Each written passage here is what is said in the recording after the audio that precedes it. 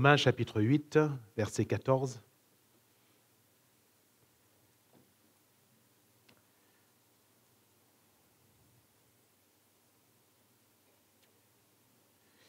Voilà ce qui nous est dit. Car tous ceux qui sont conduits par l'Esprit de Dieu sont fils de Dieu. Amen. Tous ceux qui sont conduits par l'Esprit de Dieu sont fils de Dieu. C'est une déclaration qui devrait bien susciter chez nous beaucoup d'attention, car nous nous déclarons nous-mêmes enfants de Dieu, n'est-ce pas? Et Jean va le dire dans son épître, et nous le sommes. Nous le sommes. Comment le sommes-nous? Eh bien, les textes sont clairs, ceux qui ont cru en son nom, à savoir le nom de Jésus. Ceux qui l'ont reçu, ils ont aussi reçu le pouvoir de devenir enfants de Dieu, lesquels ne sont nés ni de la chair, ni de la volonté de l'homme, mais de Dieu. Alléluia. C'est donc par la foi que nous sommes enfants de Dieu, et par la foi en Jésus-Christ. Mais il y a quand même une réalité spirituelle, certes, dans laquelle nous fait entrer la foi, mais c'est quand même une réalité qui n'est pas dépeinte physiquement, parce que ce n'est pas physiquement que cela se passe. Mais dans le ciel, il y a une réalité. C'est que ceux qui sont réellement fils de Dieu sont connus de Dieu. Et comme nous l'avons entendu ce matin, eh bien, dans les différentes louanges, ceux qui sont connus de Dieu ont leur nom inscrit dans les cieux. Et ce n'est pas nous qui avons inscrit notre nom, c'est Dieu. Ce n'est pas parce que nous avons voulu être enfants de Dieu que nous le sommes, c'est Dieu qui nous déclare enfants de Dieu. J'aimerais que nous puissions réaliser ce matin que les choses viennent de Dieu et pas de nous. Nous n'avons fait qu'entrer dans ce que Dieu fait. Mais ces choses, cette gloire, cette puissance, elle vient de Dieu.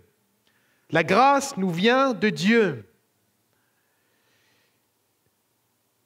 Et comment pouvons-nous savoir que nous sommes effectivement enfants de Dieu? L'effet, les conséquences présentes dans notre vie, la marque, elle est claire ici. Ceux qui sont conduits par l'Esprit de Dieu sont fils de Dieu. Alléluia. Voilà ce qui nous prouve. On regarde à quelqu'un, on regarde à un homme, à une femme, à une vie, et si on voit que cette personne est conduite par l'Esprit de Dieu, cette personne est enfant de Dieu. Alléluia. Hier soir, le pasteur Samuel a pu dire, vous le verrez sur espoir.re, dans la suite, si vous n'étiez pas là hier soir, mais il nous parlait de la marche digne de la vocation qui nous a été adressée, selon Éphésiens chapitre 4. Et cette marche, elle est, disait notre frère, en adéquation avec le Dieu qui nous a appelés, avec l'appel qu'il nous a adressé. De telle sorte qu'on ne peut pas, ce n'est pas possible, on ne peut pas obéir à la vocation qui nous a été adressée et marcher différemment de cette vocation. L'empreinte de celui qui nous appelle est en nous. La marque de Dieu est en nous. Et quand la marque de Dieu est en nous, on n'a pas besoin de disserter longtemps, elle se voit. Alléluia. Elle se voit. Et quand on a vu ces hommes et ces femmes qui, à Antioche, au tout début, avaient cette marque de Christ, il n'y a pas eu photo. Ce ne sont pas eux qui ont dit, ce sont les autres autour. Et ils ont regardé, ils ont dit, ce sont des petits Christ. Ce sont des chrétiens. Parce que la marque est là. Quelle marque portons-nous aujourd'hui? Portons-nous la marque de l'Esprit de Jésus-Christ? Sommes-nous conduits par l'Esprit de Dieu? Conduits par l'Esprit de Dieu. Mercredi soir, avec le pasteur Frédéric, nous avons vu l'importance de recevoir le Saint-Esprit. Avez-vous reçu le Saint-Esprit quand vous avez cru? Seulement une fois que nous sommes remplis du Saint-Esprit, qu'est-ce qu'on fait? Qu'est-ce qu'on fait? Avons-nous reçu un diplôme? Notre frère nous a rappelé que non. Avons-nous reçu un avantage? Oui. Oui, un véritable avantage, à condition que nous la vivions, cette vie de l'esprit. Sinon, il n'y a aucun avantage. Si mon baptême, je parle de moi et de mon expérience personnelle, si mon baptême dans le Saint-Esprit, en 1995, ça remonte, hein? En 1995, si je me contentais de cela, quel avantage aurait-il sur moi aujourd'hui? Quel avantage représenterait-il pour moi ou pour l'Église aujourd'hui? Quel est l'avantage du baptême dans le Saint-Esprit? Quel est l'avantage du fait d'être rempli du Saint-Esprit en soi? Si ça s'arrête à là, laissez-moi vous dire, il n'y a aucun avantage. Oui, on a goûté, oui, on est peut-être content, on est peut-être heureux, mais ça ne va pas plus loin. Dans Luc chapitre 4, verset 1er, il nous est dit, Jésus, rempli du Saint-Esprit, nous y voilà, rempli du Saint-Esprit, Luc 4, verset 1, Jésus, rempli du Saint-Esprit, revint du Jourdain, et la Bible nous dit qu'il fut conduit par l'Esprit. Alléluia. Il est rempli du Saint-Esprit et il est conduit par le Saint-Esprit. Le véritable avantage, il se déclare. Non pas seulement quand nous sommes remplis, ça c'est un point de départ, mais quand nous sommes conduits. Laissez-moi faire une analogie toute simple. Quand vous passez à la station d'essence, de gazole, avec votre véhicule, parce qu'il est vide. Quand vous passez, et puis vous faites le plein, vous êtes content parce qu'au prix où c'est faire le plein. Bientôt, il faudra vendre un morceau au terrain pour faire le plein, mais bon. Vous faites le plein, c'est rempli, c'est bien. Votre voiture, elle est garée à côté de la pompe à la station, elle est remplie. C'est bien, on est content. Si vous laissez là, à côté de la pompe, en disant demain, il y a à mettre encore, c'est déjà plein. Ça sert à quoi? Ça sert à quoi? Cette voiture, elle est remplie, mais elle doit être aussi conduite. Si elle n'avance pas selon le carburant qui est à l'intérieur, elle sert à quoi? À rien. Jésus est celui qui nous remplit du Saint-Esprit, oui. Nous venons à lui pour être remplis, mais quand il nous remplit, si on reste à côté de la pompe juste pour être rempli encore, ça sert à quoi? Ça sert à quoi? Il y a plus qu'un remplissage. Nous devons être conduits par le Saint-Esprit. Voilà le but, ou tout du moins l'étape suivante. Jésus, rempli du Saint-Esprit, revint du Jourdain et il fut conduit par l'Esprit dans le désert. Et dans ce désert, il va vaincre le tentateur. Pourquoi? Parce qu'il va être conduit par l'Esprit.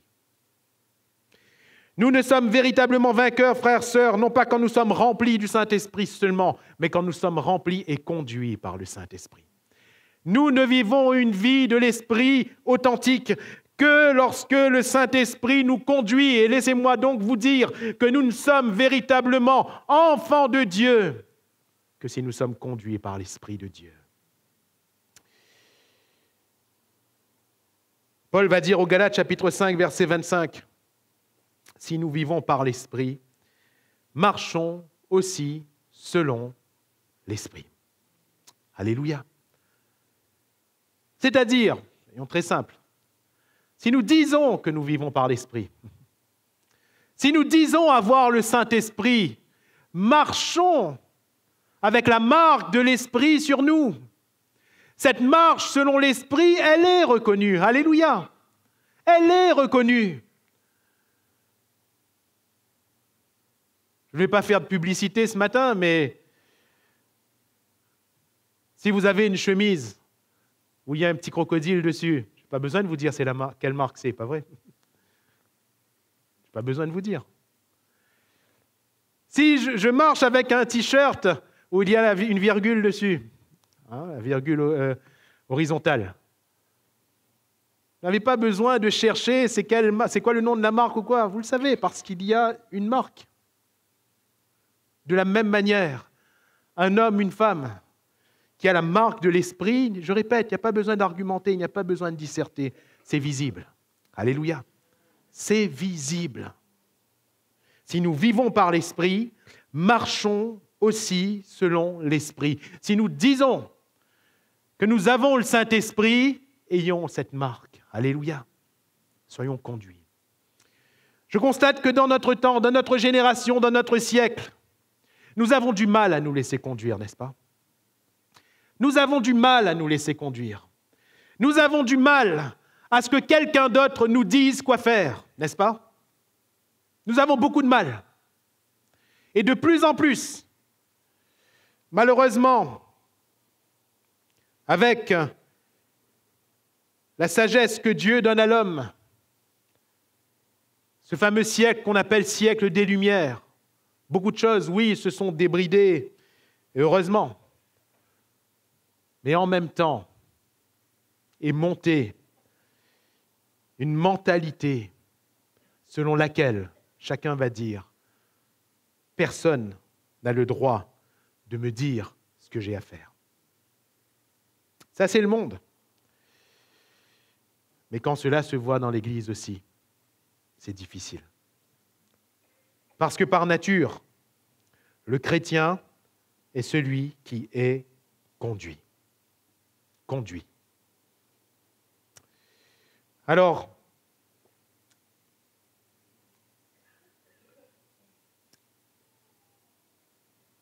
où le Saint-Esprit va-t-il nous conduire? Quelle est la marque du Saint-Esprit? Si pour une marque, c'est la virgule, si pour une autre marque, c'est le crocodile. Quelle est la marque du Saint-Esprit?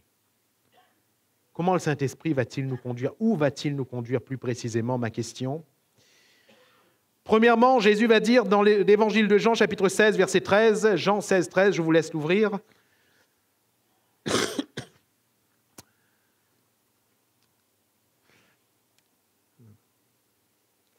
Quand le Consolateur sera venu, l'Esprit de vérité, il vous conduira où? Dans toute la vérité. Dans toute la vérité. Pas dans une vérité, pas dans une partie de la vérité, pas dans quelques vérités, mais dans toute la vérité. Alléluia. Quand le Saint-Esprit me conduit, il me conduit dans toute la vérité. Qu'est-ce que la vérité? Comment reconnaissons-nous la vérité? Comment différencions-nous la vérité du mensonge? Premièrement, la Bible m'apprend que la vérité n'est pas loi, mais parole de vie. Alléluia. Paul va dire aux Galates, chapitre 5, verset 18, « Si vous êtes conduits par l'Esprit, vous n'êtes point sous la loi. » Alléluia. Si vous êtes conduits par l'Esprit, vous n'êtes point sous la loi. Ça veut dire quoi? Je vais faire un raccourci, nous n'aurons pas le temps de développer cette étude, même si elle est à mon sens fascinante et très, très intéressante. Si vous êtes conduits par l'Esprit, vous n'êtes plus condamnés par la loi. Je fais vraiment un raccourci, pardonnez-moi. Si vous êtes conduits par l'Esprit, cela veut dire que c'est l'Esprit qui anime votre vie, qui anime votre marche.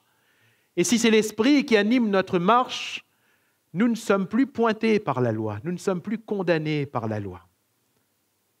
Car la loi révèle une chose, la loi révèle la mort. La loi révèle ceux qui meurent, ceux qui sont condamnés pour l'éternité.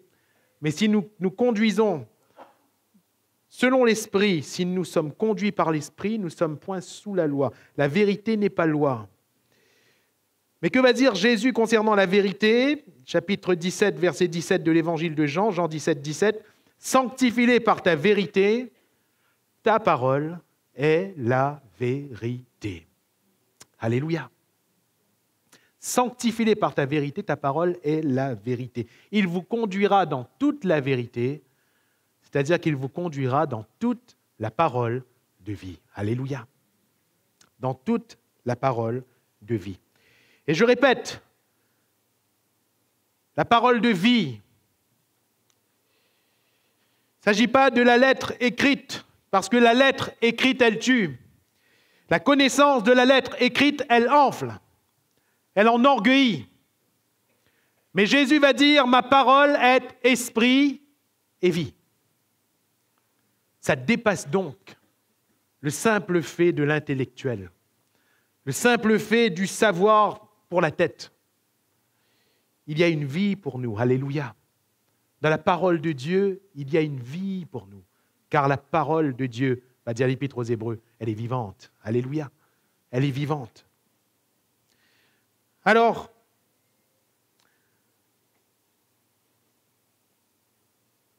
si nous sommes conduits par l'Esprit, nous ne sommes pas sous la loi, mais nous sommes conduits dans la parole, ou devrais-je dire par la parole. Car voyez-vous, l'Esprit a cette faculté en nous de rendre cette parole vivante. Comment ? En pointant dans nos cœurs ce qui est péché. Et c'est fort. De telle sorte que, avant qu'on ait l'Esprit, avant que l'on reçoive en nous l'Esprit, et quand je parle de l'œuvre de l'Esprit, permettez-moi de dissocier cela du baptême en soi. Savoir que l'Esprit, il n'est pas dépendant de notre baptême dans le Saint-Esprit, on est d'accord.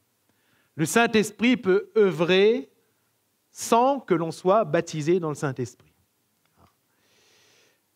Il nous faut être baptisé dans le Saint-Esprit, mais le Saint-Esprit peut œuvrer sans que l'on soit baptisé dans le Saint-Esprit. Que fait le Saint-Esprit ? Jésus va le dire, il nous convainc. Alléluia. Il nous convainc de péché, de justice, de jugement. Et pour la même action vis-à-vis de laquelle on n'avait aucun problème avant, tout d'un coup, on va porter la main, mais on est gêné, on est comme bloqué. Pourquoi ? Parce que la parole est vivante en nous, par le Saint-Esprit. Alléluia. Ça ne vient pas de nous. Ça ne vient pas de la lettre en soi. La Bible est le livre le plus lu du monde, et dans tous les âges. Laissez-moi vous dire que l'imprimerie a été inventée pour que la Bible sorte et soit dupliquée. Et cependant, très peu d'hommes et de femmes retiennent leurs mains quand il s'agit de la porter vers le péché. Qu'est-ce qui retient notre main ? Le Saint-Esprit, alléluia. Le Saint-Esprit qui nous convainc de péché, de justice, de jugement. Pourquoi ? Parce qu'il nous conduit dans la vérité, alléluia. Avant que le Saint-Esprit nous conduise dans la vérité, qui est la vérité de la parole de Dieu, c'est écrit. On pouvait lire dans la Bible. Les ivrognes n'hériteront pas le royaume de Dieu, mais ça nous faisait quoi ? Ça nous faisait quoi ? Ah. Même si on a lu, on prend la Bible, on pose là-bas, ça ne dérangeait pas de... Ça ne dérange pas. Mais dès que le Saint-Esprit a touché notre cœur, on peut n'avoir fait qu'entendre cette parole. On a du mal ensuite à poser notre main sur le verre d'alcool, n'importe comment, n'est-ce pas ? On a du mal. Pourquoi ? Parce que le cœur est touché. Et entre parenthèses, J'aimerais dire que l'œuvre de Dieu, c'est de toucher les cœurs. C'est de toucher nos cœurs. Ce n'est pas seulement qu'on comprenne ou qu'on sache, mais c'est de toucher notre cœur. Et je rajoute à cette parenthèse, que dire lorsqu'un chrétien qui se dit chrétien, qui est enfant de Dieu, n'a plus cette retenue d'eux. Je ne parle pas seulement d'alcool, je parle du péché en général. Tant qu'on n'a pas connu le Seigneur, tant que le Saint-Esprit ne nous a pas conduits dans la vérité, on parle mal de notre prochain. Mais dès qu'on a connu, dès que le Saint-Esprit nous a convaincus de péché, même s'il y a une pensée qui nous passe par la tête, le simple fait de dire on se sent déjà impur, on se sent déjà sale. Pourquoi? Parce que le Saint-Esprit est là. Et il nous convainc. Comment ça se fait, dites-moi? Comment ça se fait qu'à un moment donné, on ne se sente plus sale de dire du mal de notre prochain? On ne se sente plus sale de dire du mal de notre frère. Reconnaissons la source du problème. Nous ne sommes plus conduits par le Saint-Esprit. Alléluia. Parce qu'il nous conduit dans toute la vérité. Il ne ment point. Il nous conduit dans toute la vérité. Saint-Esprit nous conduit dans la vérité. La vérité n'est pas loi, elle est parole de vie. Deuxièmement, la vérité donne gloire à Jésus. Alléluia. Le Saint-Esprit nous conduit dans la vérité qui donne gloire à Jésus. 1 Corinthiens 12:3, c'est pourquoi je vous déclare que nul, s'il parle par l'Esprit de Dieu, ne dit Jésus est anathème et que nul ne peut dire Jésus est le Seigneur si ce n'est par le Saint-Esprit. Le Saint-Esprit en nous nous amènera à donner gloire toujours, toujours, toujours à Jésus-Christ. Alléluia. Toujours. Alors, le Saint-Esprit nous conduit dans la vérité. Et quand le Saint-Esprit nous conduit dans la vérité, il nous conduit devant un miroir. Il nous conduit devant un miroir. 2 Corinthiens 3,18, nous connaissons ce texte. Nous tous qui, le visage découvert, contemplons comme dans un miroir la gloire du Seigneur, nous sommes transformés en la même image de gloire en gloire, comme par le Seigneur, l'Esprit. Alléluia. Quand Jésus dit qu'il nous conduira dans toute la vérité, quand nous sommes face à la vérité, le Saint-Esprit nous conduit devant un miroir. Dans quel but? Premièrement, afin que l'on se contemple dans ce miroir, qu'on regarde, qu'on analyse ce qui se passe dans ce miroir.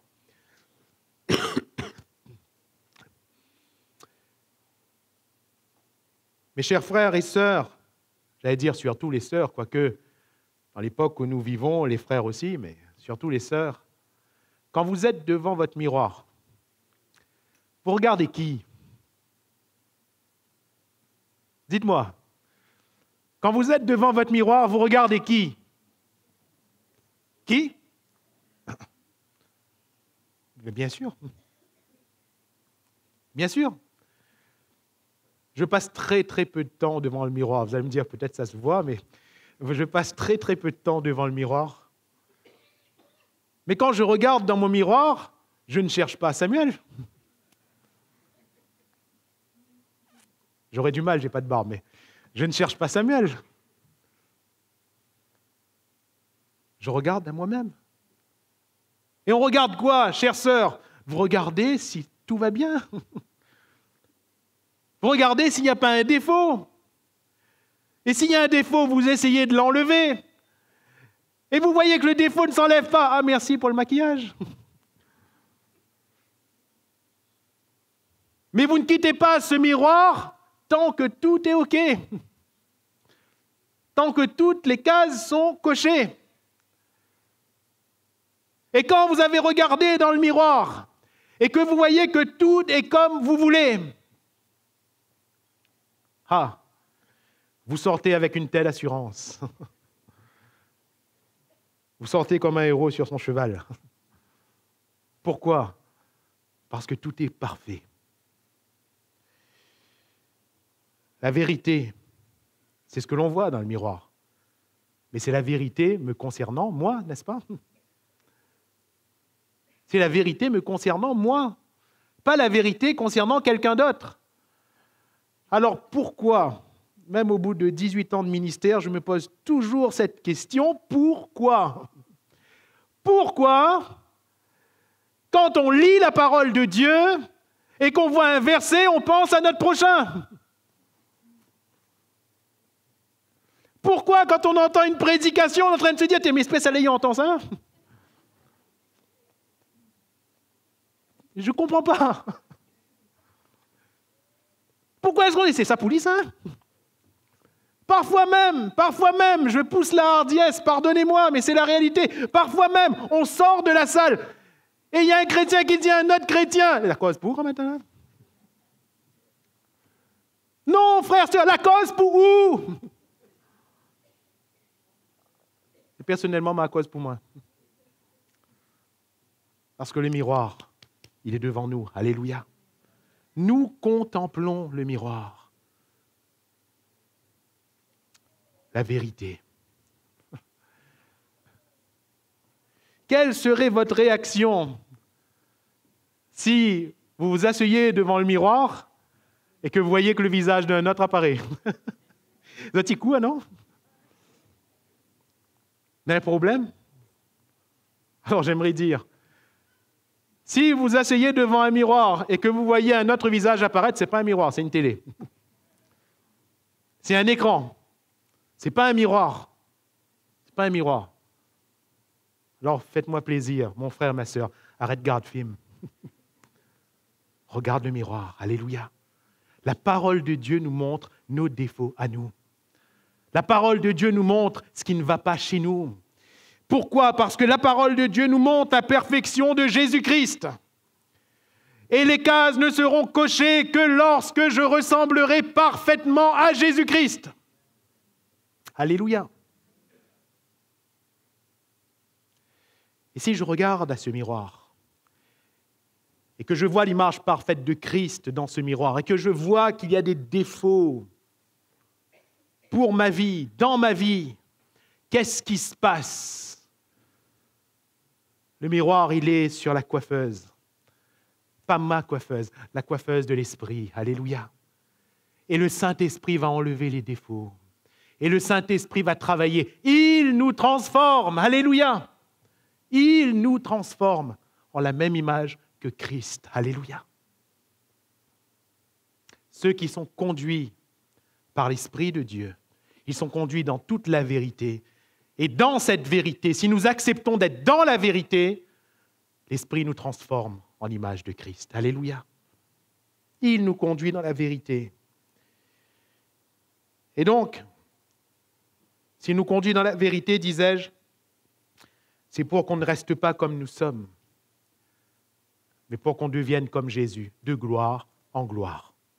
Chaque étape est une étape de gloire. Alléluia. De gloire en gloire. Aujourd'hui, merci Seigneur, de ce que je ressemble un peu plus à Christ qu'hier. Mais demain, j'y ressemblerai encore plus, parce que je reviendrai devant le miroir. Alléluia. Et lorsque nous sommes conduits dans la vérité, nous sommes conduits dans un lieu qu'on n'aime pas. Car si le Saint-Esprit nous conduit dans toute la vérité, il nous conduit également dans la mort. Dans la mort. Jean chapitre 21, verset 18. Jésus va dire à Pierre, en vérité, je te le dis, quand tu étais plus jeune, tu te saignais toi-même et tu allais où tu voulais. Mais quand tu seras vieux, mature donc, tu étendras tes mains.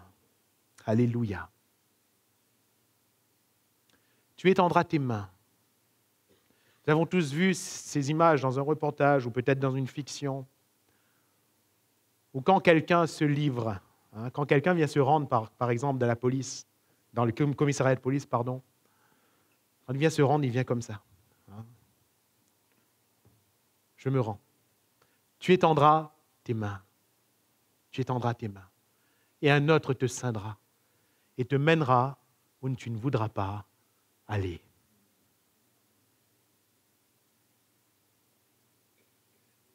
Frères, sœurs, est-ce que devant le Saint-Esprit, tu veux étendre tes mains? Paul disait, moi Paul, prisonnier de Jésus-Christ. Alléluia.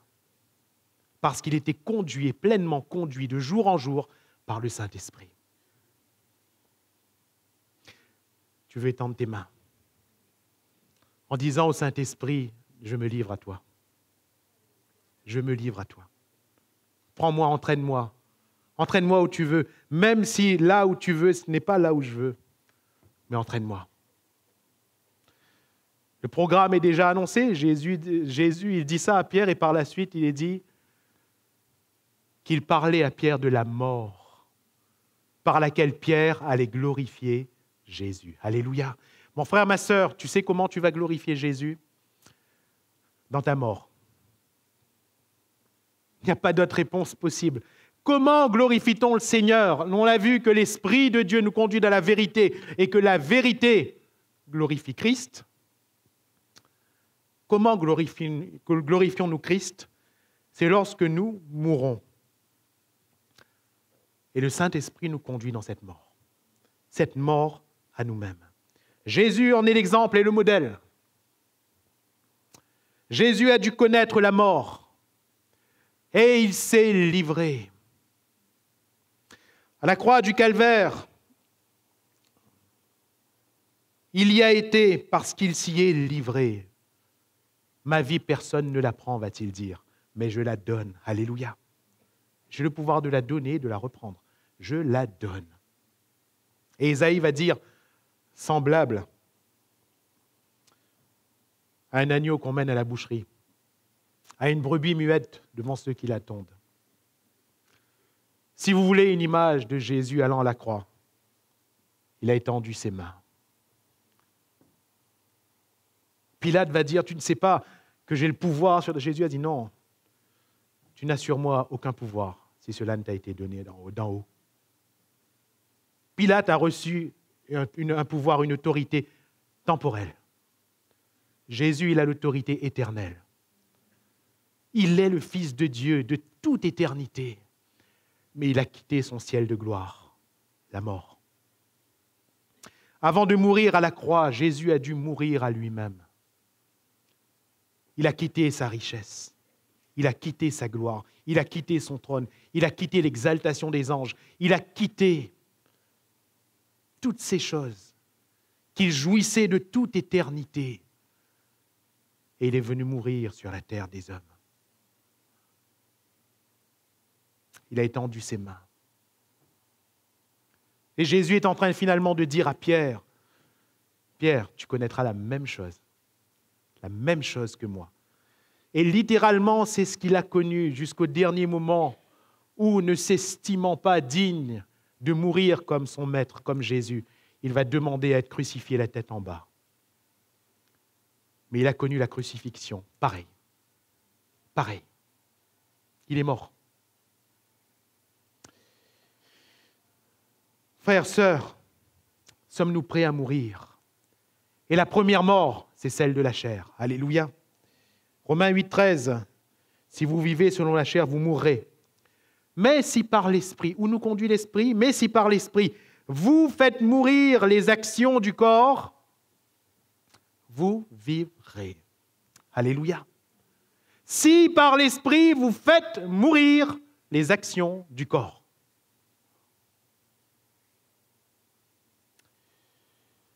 Quand il est question des actions du corps, bien sûr qu'il est question de la nature pécheresse, du péché qui agit en nous et par nous.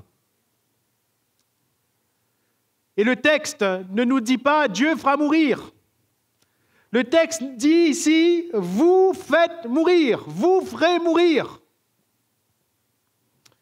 Comment? Nous n'avons pas la force en nous-mêmes.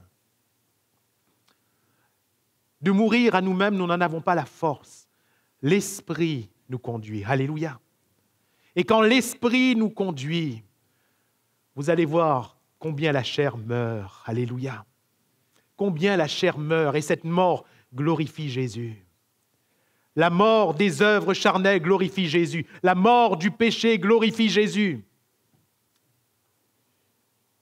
Nous sommes conduits dans la mort. Qu'est-ce qui a besoin de mourir en nous?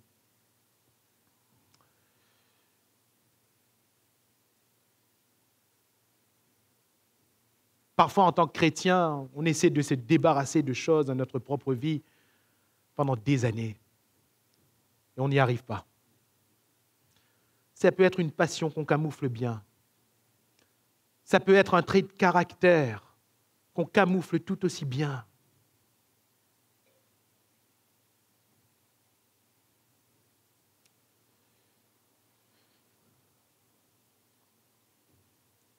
Ce matin, n'est-il pas temps, mon frère, ma sœur, devant ceux vis-à-vis duquel tu n'as pas la force, n'est-il pas temps que tu arrives, que tu viennes devant le Seigneur en étendant tes mains et en disant, Esprit Saint, maintenant conduis-moi. Conduis-moi, conduis-moi dans la mort que je dois connaître. Alléluia. Je dois mourir à moi-même. Pour être enfant de Dieu et conduit par l'Esprit, je dois mourir à moi-même. Si j'ai encore des mauvaises paroles, je dois mourir à moi-même. Si j'ai encore des accès à la colère, je dois mourir à moi-même. Si je fais encore du mal à mon prochain, si je ne suis pas capable d'aimer comme Christ a aimé, je dois mourir à moi-même. Si j'ai encore des liens et des passions, si je n'arrive pas à prendre des décisions pour le Seigneur, je dois mourir à moi-même. C'est là la nouvelle naissance, par l'Esprit. Si nous mourons, alors nous pouvons renaître. Alléluia. Si nous ne mourons pas, nous ne renaissons pas. La puissance de la résurrection agit quand? L'Esprit va ressusciter Christ d'entre les morts quand? Mais c'est quand Christ meurt, n'est-ce pas? S'il n'y a pas de mort, il n'y a pas de résurrection. Nous ne vivons une vie de ressuscité que si nous mourons. Si nous acceptons de mourir en Christ, nous revivons en lui. Alléluia. Et enfin, si par l'Esprit nous sommes conduits dans la vérité, et si en vertu de cette vérité nous sommes conduits dans la mort, c'est alors que, en ressuscitant par la vie de Christ, nous sommes conduits dans la puissance de Christ. Alléluia. Nous sommes conduits dans la puissance de Christ. 1 Corinthiens 12, 11, un seul et même esprit, quand il est parlé de la puissance de l'esprit par les charismes, les dons spirituels, un seul et même esprit opère toutes ces choses, les distribuant, à chacun en particulier comme il veut. Amen. Les distribuant à chacun en particulier comme il veut. Acte 1, 8, nous connaissons tous, vous recevrez une puissance quand le Saint-Esprit viendra sur vous et vous serez mes témoins. Dans le texte que nous avons lu, dans notre introduction, en Luc 4, Jésus, rempli du Saint-Esprit, revint du Jourdain. Rempli, il fut conduit par l'Esprit. Et ensuite, il nous est dit, un peu plus bas, Jésus revêtu du Saint-Esprit. Revêtu. Il semble y avoir 3 expériences distinctes. Certains l'appellent 3 phases, 3 étapes. Peu importe. Nous sommes remplis du Saint-Esprit, mais beaucoup s'arrêtent à là. Nous devons être conduits par le Saint-Esprit. Et nous devons être revêtus du Saint-Esprit. Alléluia. Parce que lorsque nous sommes remplis, lorsque nous sommes conduits, le Saint-Esprit peut alors nous revêtir pour que la puissance de Dieu soit à l'œuvre par notre vie. Alléluia. Et c'est merveilleux. Lorsque la puissance de l'Esprit de Dieu est à l'œuvre par la vie des chrétiens. C'est merveilleux, car l'Église peut alors s'édifier et s'accroître par le Saint-Esprit. Alors, si nous sommes conduits dans la puissance, Jésus va dire que nous ferons des œuvres plus grandes. Et nous sommes appelés dans notre temps, dans notre génération, à faire des œuvres plus grandes. Voilà pourquoi nous devons être conduits par le Saint-Esprit. Nous sommes appelés dans notre temps et dans notre génération à être une Église mature. Alléluia. À être des chrétiens matures. Voilà pourquoi nous devons être conduits par le Saint-Esprit.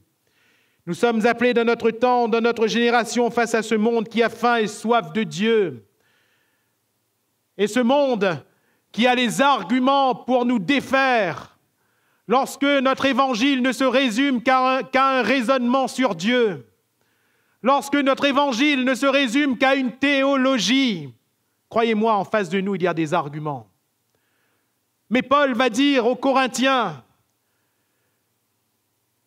que mon évangile, ma prédication n'a pas reposé sur une sagesse humaine. Paul en a connu des vertes et des pas mûres.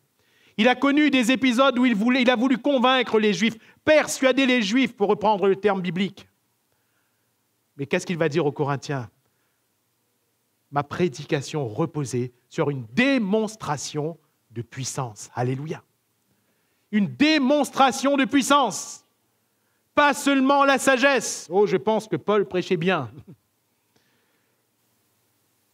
Mais Paul dit à cette Église, vous n'avez pas été fondés sur ce que je prêche bien, mais vous avez été fondés sur la puissance. Alléluia. Sur la puissance. Mes frères et mes sœurs, ce monde a soif de Dieu. Et ce monde a besoin de voir la puissance de Dieu dans notre vie et par notre vie. Alléluia. L'authenticité de la marque de l'Esprit dans notre conduite, dans notre marche. Alors, parce que le temps avance très vite, je vais arrêter là. Le message ce matin. Et nous inviter à venir encore à l'Esprit, au Saint-Esprit. Je ne doute pas un seul instant que ce matin, en vous levant et en vous tenant dans la présence de Dieu, votre cœur a été ouvert au Saint-Esprit. Mais j'aimerais que là, pendant quelques secondes, permettez-le, que l'on puisse revenir à l'Esprit, non pas seulement pour être rempli, mais pour être conduit par le Saint-Esprit. Mon frère, ma sœur,